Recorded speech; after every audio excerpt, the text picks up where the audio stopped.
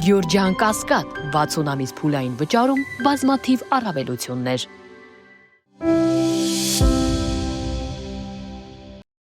Իրանը սպառնում է հարվածել սեփական ենթակառուցվածքները ռազմարշավի համար տրամադրող Մերձավոր Արևելքի պետությունների աղազերծման կայաններին, ինչի մասին է այս լուրը՝ քաղցրահամ հասանելիության սահմանափակումը, որպես ստրատեգիական նպատակների հասնելու միջոց կիրառելու մասին է։ Ինչպես Իսրայելում, այնպես էլ արաբական երկրներում ինքը կահարվածի ջրային օբյեկտ։ Ջրային օբյեկտը ինչ է, դա ձեռնարկություն է, որը ծովի ջուրը վերցնում է, համապատասխան քիմիական ուրեմն զտման գործընկերության անում, իրականացնում ու դարձնում է դա, ասենք, մարդու համար, ասենք, խմելու կամ, չգիտեմ, լողանալու եւ այլ, ասենք, նորմալ օգպիտանի ջուր։ Կանխատեսվում է, որ այս գործիքի կիրառման դեպքում արաբական աշխարհի երկրներում կարող է բնակչության գլոբալ տեղաշարժ գրանցվել։ Նույն Թերանում սա ամիսներ առաջ ֆիքսվել էր, երբ խմելու ջրի բացակայության պատճառով մարդիկ սկսել էին հեռանալ մայրաքաղաքից։ Այնպես չի, որ ձեռնարկությունը փոքր ձեռնարկություն է, հարվածը կեժամ հետո կարելի է դա վերականգնել։ Եթե դա ոչնչացավ, դա ամիսներ է պետք, որ դու նորից այդ նույն ձեռնարկությունը բերես, կառուցես։ Բայց ամիսների ընթացքում քո բնակչությունը մի քանի միլիոն ոնց է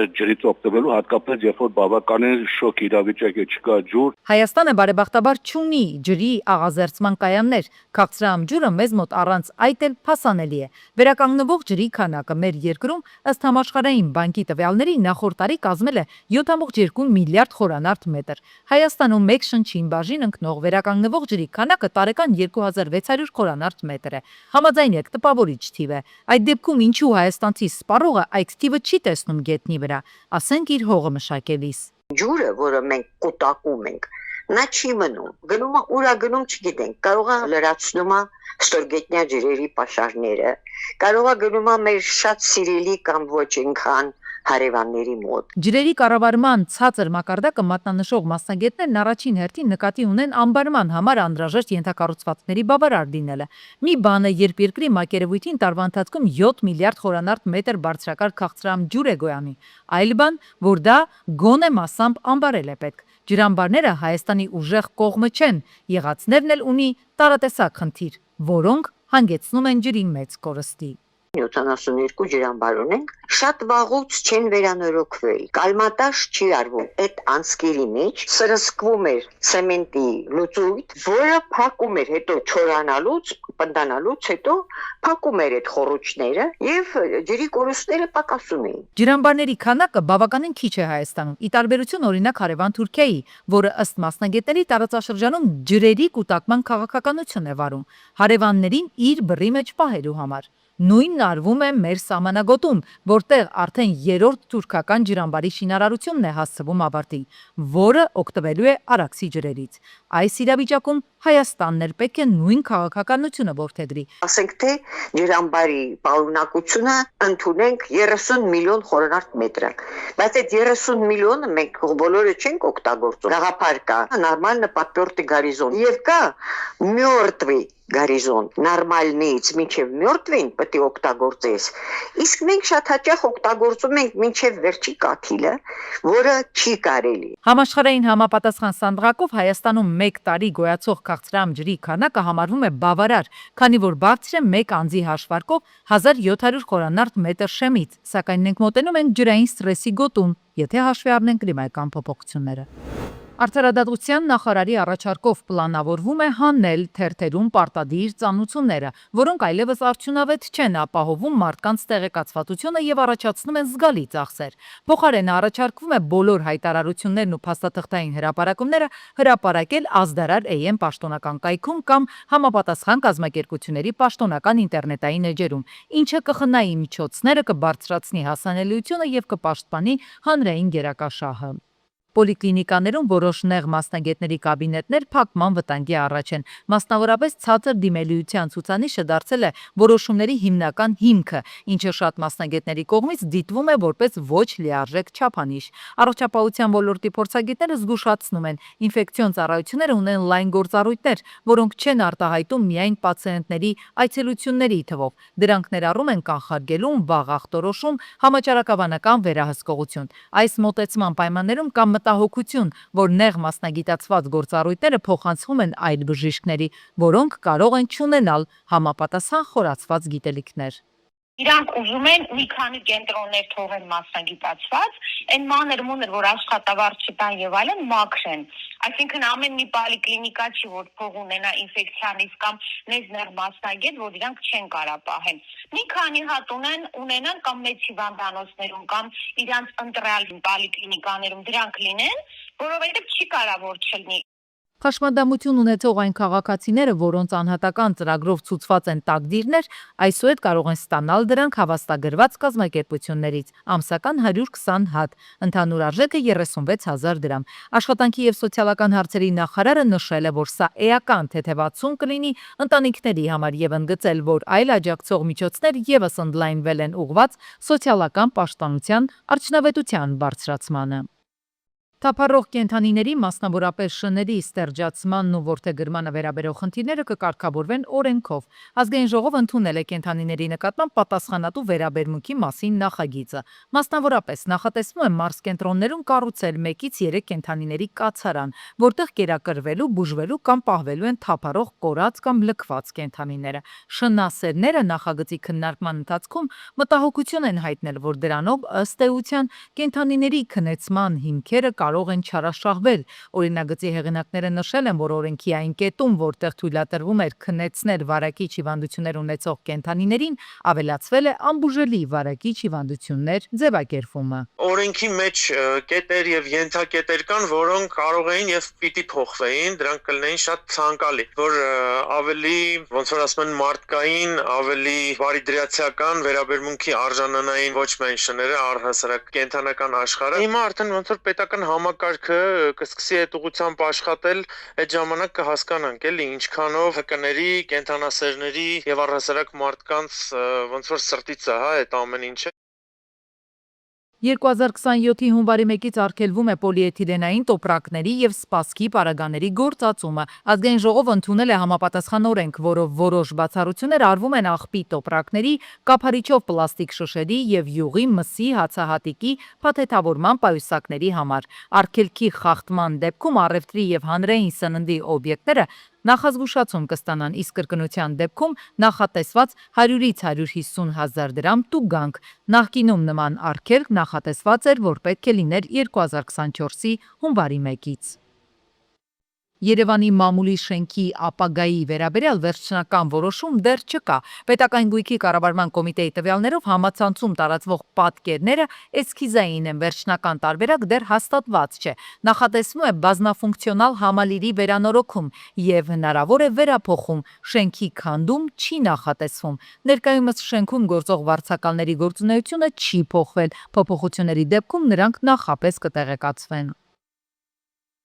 Արհեստական բանականության գործիքները ուսման մեջ դարձել են երեխաների դասապատրաստումների անբաժանելի մասնիկներից մեկը։ Ճամբարները բաժանված են երկու մասի։ Ոմանց համար արհեստական բանականությունը արագ եւ հարմար օգնական է, մյուսների կարծիքով այն խաթարում է սովորելու իրական գործընթացը։ Մասնագետները ընդհանուր առմամբ դեմ չեն այս գործիքների կիրառելուն, սակայն շեշտում են կարևոր է, որ այն լինի չափավոր, առանց հստակ սահմանների վտանգ կա կեղծ առաջադիմության ձևավորելու, երբ գնահատականները չեն արտացոլի երեխաների իրական կարողությունները։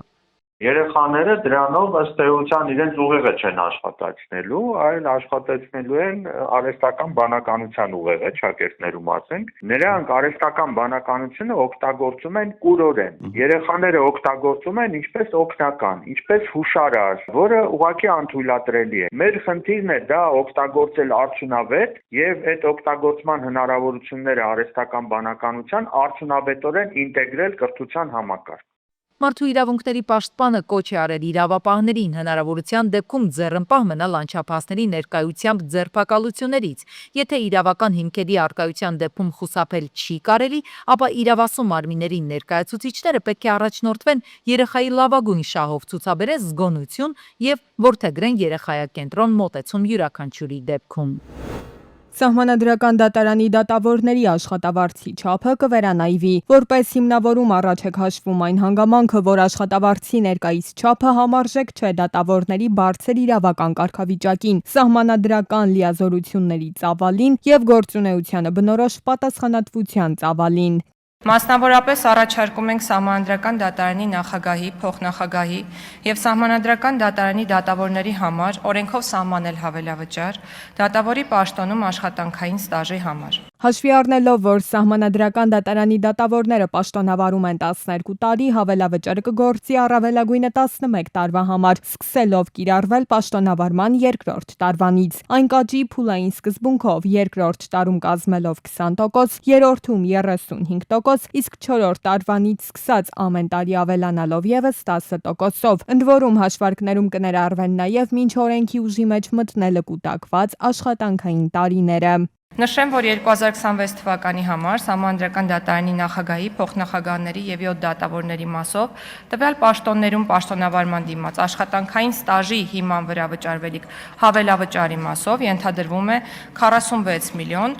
775 հազար 40 դրամի ծախս։ Տպագիր մամուլը շարունակում է զիջել իր դիրքերը թվային հարթակներին, հատկապես պաշտոնական ծանուցումների ոլորտում։ Նոր առաջարկով նախատեսվում է վերացնել պարտադիր պահանջը նման տեղեկատվությունը տպագիր մամուլում հրապարակելու վերաբերյալ։ Փոխարենը ծանուցումները կհրապարակվեն ազդարար.am պաշտոնական կայքում կամ համապատասխան կառույցների պաշտոնական ինտերնետային էջերում։ Առաջարկվող կարգավորումների արդյունքում հնարավոր կլինի ապահովել օրինակ շրջակա միջավայրի վրա ազդեցության գնահատման գործընթացներից բխող տեղեկությունների, հանրության գերակա շահերի ապահովման նպատակով սեփականության օտարման առնչվող հայտարարությունների հրապարակումները ազդարար.am պաշտոնական ծանուցումների կայքում հրապարակմամբ։ Միաժամանակ բանկային, ապահովագրական, ֆինանսավարկային եւ նմանատիպ այլ գործընթացներից բխող հրապարակումները կիրականացվեն համապատասխան կազմակերպության ինտերնետային կայքում հրապարակելու ձևաչափով։ Վերջին տարիներին զգալի աճ է գրանցվել բանկային գաղտնիք պարունակող տվյալների ստացման եւ առգրավման որոշումների քանակում։ Սա մեծացրել է թե ժամանակային, թե ռեսուրսային բեռը, դժվարացնելով ինչպես իրավապահ մարմինների, այնպես էլ ֆինանսական կազմակերպությունների աշխատանքը։ Արդյունքում հաճախ երկարաձգվում են պահանջվող տեղեկատվության տրամադրման ժամկետները։ Խնդիրը լուծելու համար բանկային եւ հարակից գաղտնիք պարունակող տեղեկությունների առգրավման դեպքում օրենքով կնախատեսվի նաեւ էլեկտրոնային առգրավման եղանակ։ Հիշյալ գործընթացը էլեկտրոնային եղանակով իրականացնելը միտված է տեղեկատվության փոխանցման վրա ծախսվող ժամանակը եւ ռեսուրսները կրճատելուն, ինչպես նաեւ գաղտնիք կազմող տեղեկությունների փոխանցման գործընթացում մարդկային ներգրավվածությունը նվազեցնելուն։ Միաժամանակ հարկ եմ համարում նշել, որ համապատասխան տվյալները էլեկտրոնային եղանակով ստանալը, առգրավելը չի նշանակում, որ բանկային կամ հարակից գաղտնիք կազմող տեղեկությունները կարող են փոխանցվել ցանկացած էլեկտրոնային եղանակով, այդ թվում պաշտոնական կամ աշխատանքային փոստի միջոցով։ Նոր կարգավորումների ընդունման դեպքում կստեղծվի հատուկ պաշտպանված էլեկտրոնային համակարգ, որի միջոցով կիրականացվեն տվյալների առգրավման գործընթացները։ Հակասանիտարական վիճակ է Առինջ բնակավայրում։ Բարյուր Սևակ թաղամասի 20-րդ փողոցի 3-րդ փակուղու բնակիչները գոյաջրերի միջով են անցուդարձանում ու գարշահոտ շնչում հատկապես ամռանը։ Կուտակում է սա եղանակն է, որ տաքացավ, ստե գարշահոտ կտիրի։ Շավտան եմ էսա իմ տունը։ Շան։ Այ մոծաղները։ Մեծ Վարակի բունելի մեկի խայթը Ինչն է պատճառը, որ դուրս է գալիս։ Գալիս է խողովակը ստեղ վերջանում, հենց այնտեղ։ Չկա, իմի ձեր խնդրանքն է, որպեսզի ժամանակավորապես այդ վնասված կլուծեն, միջև էսի ինչ որ թվին կլուծվի սա։ Խնդիրը հիմնովին լուծման կարիք ունի, դրա համար պետք է կոյուղատար անցկացվի։ Աբովյան խոշորացված համայնքի ղեկավարի նախաձեռնությամբ թաղամասում կառավարության ֆինանսավորմամբ կյանքի են կոչում նոր կոյուղատարի անցկացման գործընթացը։ Սակայն այդ կոյուղատարերի մի հատվածը պետք է անցնի Երևանի վարչական շրջանով։ Գրություններ են ուղարկվել Երևանի քաղաքապետարան, սպասում են որոշումներին։ 4 բոլորը նայում եք,